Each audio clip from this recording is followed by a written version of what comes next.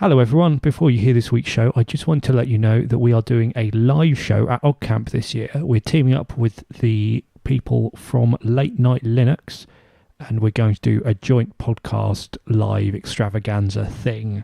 Part of that is that we're going to have a section where we answer questions from you lot, our listeners. So if you're coming along on the day, we'll have a way for you to submit questions at the event. But if you're not coming along and you still like to ask us a question, or if you can think of a question now and you're worried you might forget, you can go to latenightlinux.com/askogg and fill out the form there, and it will send us your question. And we'll be on the Entroware stage at OggCamp at 4 p.m. on the Saturday. Hope to see you there.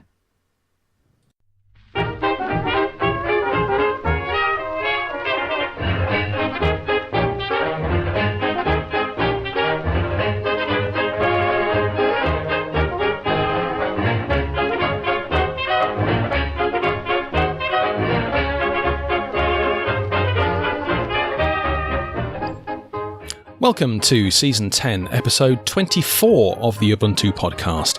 In this episode, we're going to discuss music podcasting with me, and we also have some command line love. Go over your feedback. I'm Dave, and joining me this week are Alan. Hello. And Mark. Hello. Mark, what have you been doing this week? I've been buying a house. Really? Oh. Wow. Yes. Is that a new game on Steam? Oh, yeah. House Buying Simulator 2017. Oh my god! You just sit around waiting for ages for people to call you. It's then great. A lawyer comes in and punches you in the nuts right at the last minute. Is that right? Yeah, it takes your wallet. Yeah. That's basically what I've been doing, but IRL. IRL. So yes. Oh yeah, that's a rarity. Yes. Yes. So in about a month, I'm going to be moving into a house which I own instead of a house which someone else owns, which is a novelty. Excellent. Yeah, and I've learnt all sorts of things which I never had to know before, and I'm never going to have to know again. So, great. I highly recommend it to any of our listeners. Yeah, been there, done that. I did it once, and I'm never doing it again. I'm staying in this house. Never, ever moving again. Yeah, we've been here for 10 years now, and no, we're not going to be moving in a hurry. It's all very grown up. I went out for curry with some friends the other night, and we were all talking about mortgages and stuff, and I suddenly realised just how old we are. We never used to talk about mortgages in the pub. Never. That'll be you, Mark, soon. Oh, bless. What about that's you, Dave? what I'm doing it for. What are you up to, Dave? What have I been up to? I've been playing my new drum kit. Ooh. Yes, I treated myself. Well, I say treated myself. It's a bit more than a treat, isn't it? I bought myself a digital drum kit a couple of weeks ago. I'm actually in a band at work, and one of the issues we've got is that I don't have a drum kit to play. When the rehearsal room, there is a drum kit there that I can use, but I don't have one either to practice on for myself, nor if we do gigs. So I thought, well, let's go the easy route and get a digital kit, which is fairly transportable and isn't too noisy at home. So with a digital kit, I guess you plug headphones in and everyone can just hear your drumstick smacking the plastic things, but not actually hear the drums, right? Yeah, well, these ones aren't rubber; they're mesh heads. But if effectively that is what they're going to hear if the main speaker's not switched on, because it came with quite a fairly beefy amplifier. But if that's not on and I've got my headphones on, all they'll hear is just me, hitting things. How long have you been drumming? I can't answer that because I don't know. I've had the interest in drumming ever since I was acting as a roadie on my cousin's band, and I think I might have still been knee high to a grasshopper then, so a good few years. But I suppose actually drumming seriously, about a year maybe. Wow. Are you any good? Yeah, I'm excellent as it goes. Yeah. Absolutely yes, excellent. Come and see my band. I'm excellent. Yes. That's the name of the band. How did you know?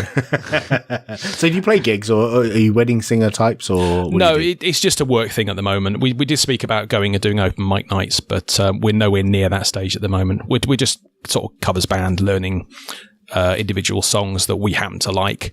And just sort of jam.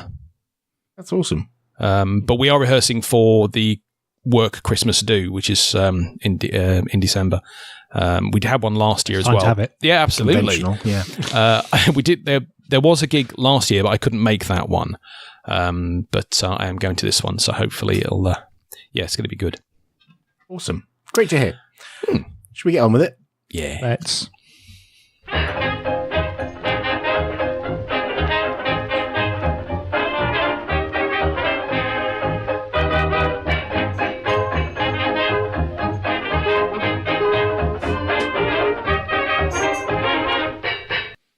So I wanted to get Dave on to talk about his podcast after we mentioned it last week. You may remember from last week's show. Such a long time ago. I know, right? Dave does a show called The Bugcast, and it's...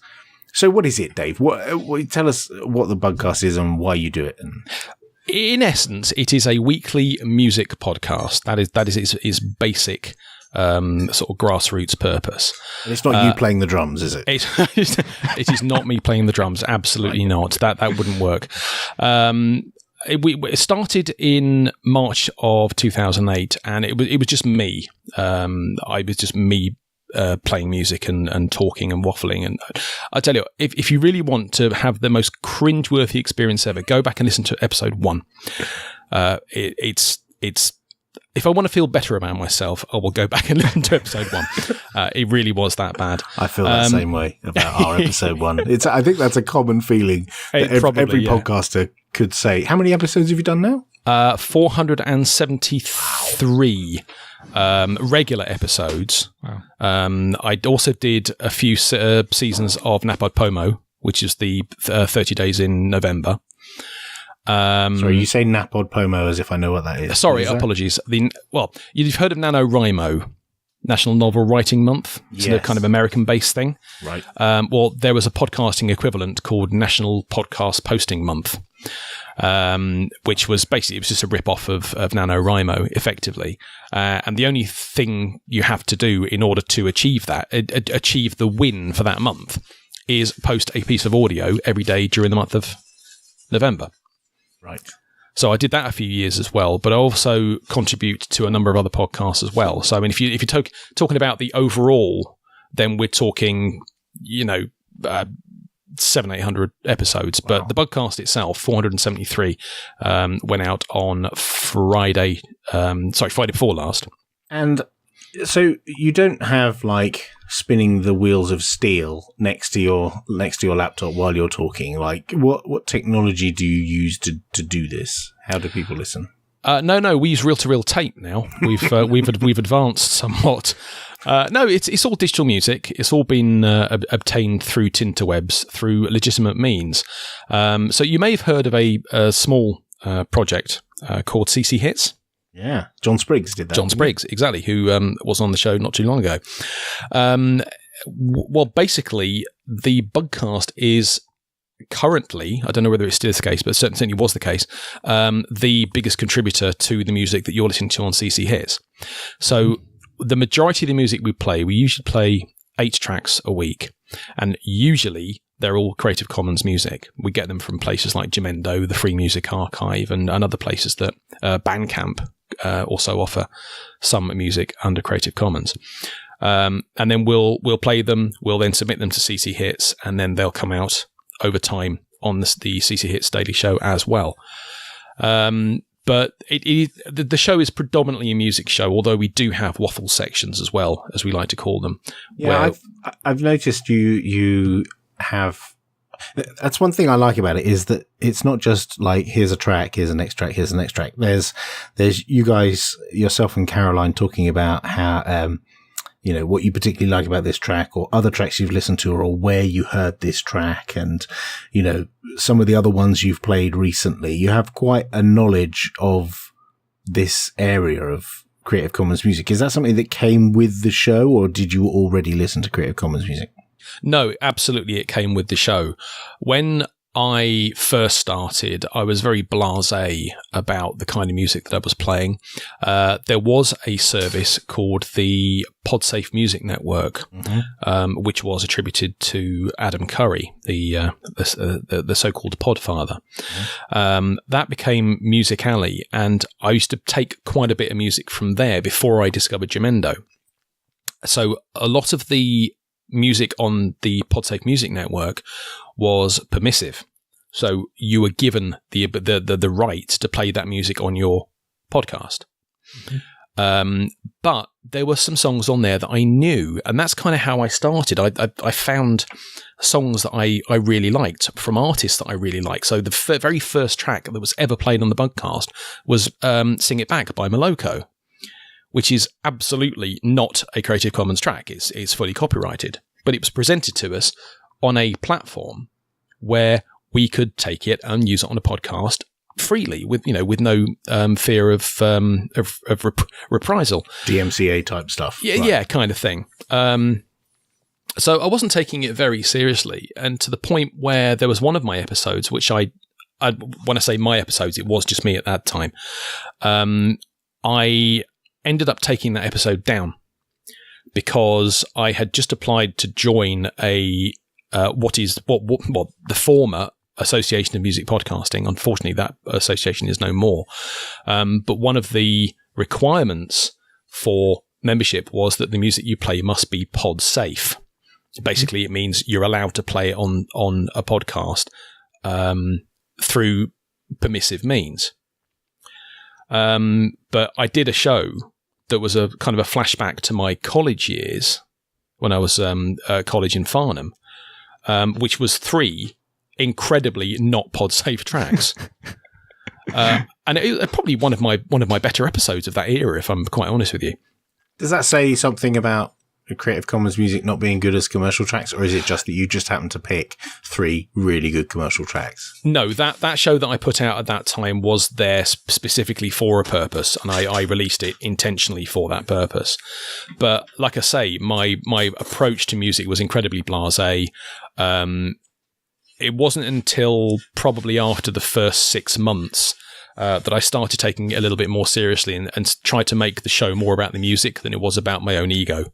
Which I think is how a lot of podcasters start. It's a voice for yourself. And then 18 months in, my good lady wife, who's currently standing over there buttering toast, she joined as a full-time co-host. And we went up from, I think, 3 tracks to an episode to 6, and we're currently on 8 tracks an episode, which takes us up to about an hour per show. But we're taking the music and the approach to music and the type of music we're playing a lot more seriously. Going back to your question, Alan, about whether the music is of quality, absolutely it is, but you have to look for it. And that, I think, is quite disappointing, because although you've got music sources like Jamendo and the Free Music Archive, which are absolutely chocked to the rafters with amazing music, there's also a very, very large percentage of below par. Now, I know that's subjective, very subjective. There's a lot of below par music in there that either doesn't suit the show, or is of incredibly poor quality, or I just don't like it. So that's one of the questions I had, is just in terms of the kind of music that you get available to you as Creative Commons. Do you find that there are particular genres of music that tend to embrace Creative Commons more? I certainly remember when it first became a thing that there were sources of Creative Commons, there seemed to be an awful lot of sort of extreme metal and not a huge amount else that I could find. So have you found that there are particular things which you find there's a lot that you can use from that genre and not so much from others? Yeah, I think this is fairly true across most of the sources that we've used, is that there is an overwhelming proliferation of cinematic instrumental stuff. Okay. Because there's a market for it, because people use it for underpinning YouTube videos and such right, like. Okay, yes. And it has its place. But unfortunately, I mean, Caroline, my wife, my co-host, she's not a great fan of instrumental music because she prefers music that actually goes somewhere. And I'm kind of the same. Every so often, there is an amazing instrumental track that comes along that I'm like, I'm going to include that on the show, and I don't care what you say. So I do. And it's... Yeah, it really is. It's very subjective, the whole thing about musical tastes. But so, yeah, like I say, you do have to fight through a lot of the stuff that you wouldn't normally feature to find something that really, really sticks out. Do you get feedback from listeners who tell you less of this, more of that, and do you take notice of that? Do we take notice of it? I'm going to be really honest here and say probably not. Although, yeah, we do take any feedback that we receive, and we don't get that much from our listeners, and we act on what we hear. However, if there is it goes back to the whole subjective thing. We play music we like to hear. If somebody says to us, play more of this, then we'll probably go out of our way to find some. If someone says, do you know what, I'm not that keen on thrash metal, well, actually, no, nor am I, so I won't play as much of that.